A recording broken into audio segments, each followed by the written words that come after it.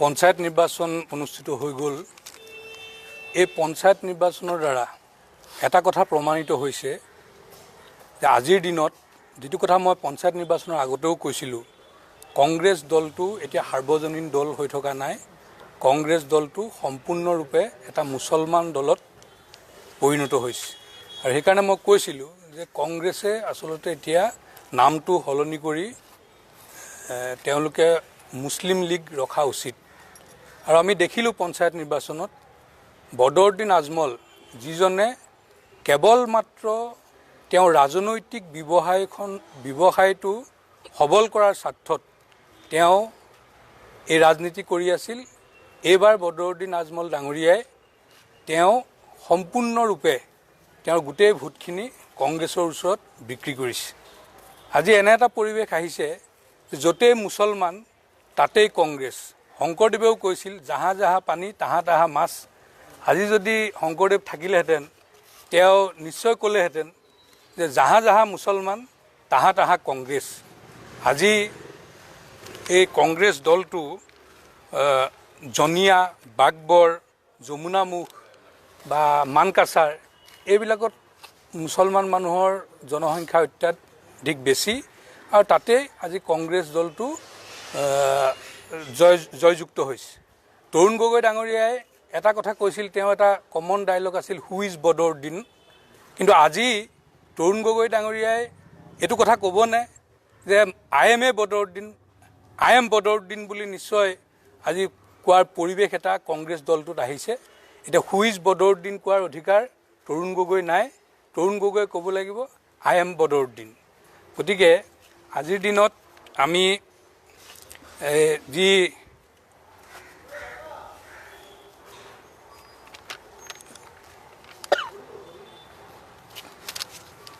বহু প্ৰত্যাহ্বান আছিল এই পঞ্চায়ত নিৰ্বাচনত। ভাৰতীয় জনতা পাৰ্টিৰ বিৰুদ্ধে চিটিজেনশ্বিপ বিল লৈ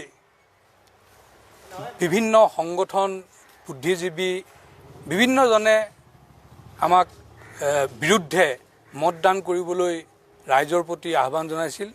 আমি ৰাইজৰ ওচৰত চিৰকৃতজ্ঞ। আমি ৰাইজক ধন্যবাদ জনাইছোঁ।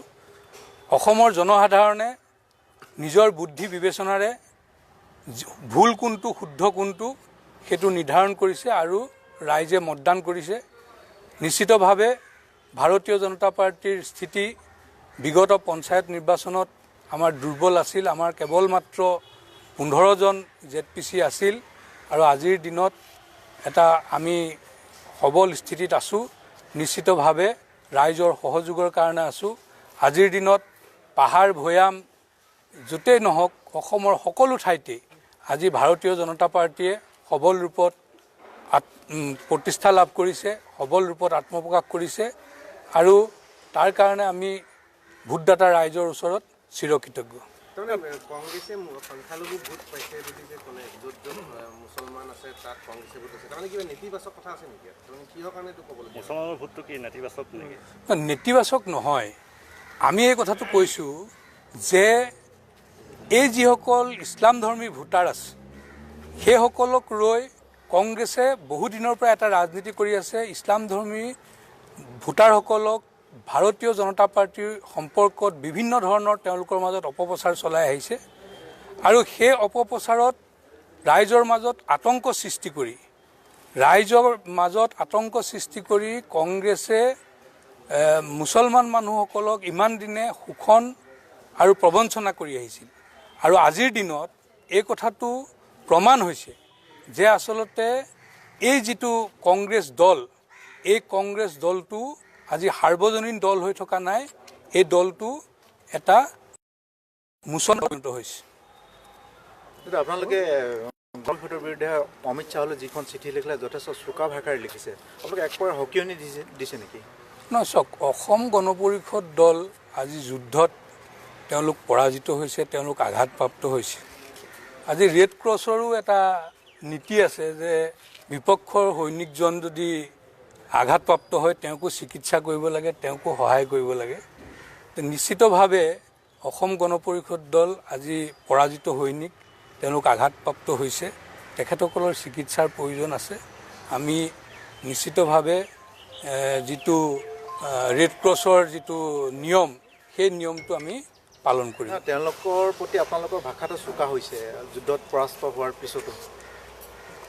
এইখিনি কথা আমি ক'ম আমাৰ ভাষা চোকা হোৱাৰ কাৰণ কি।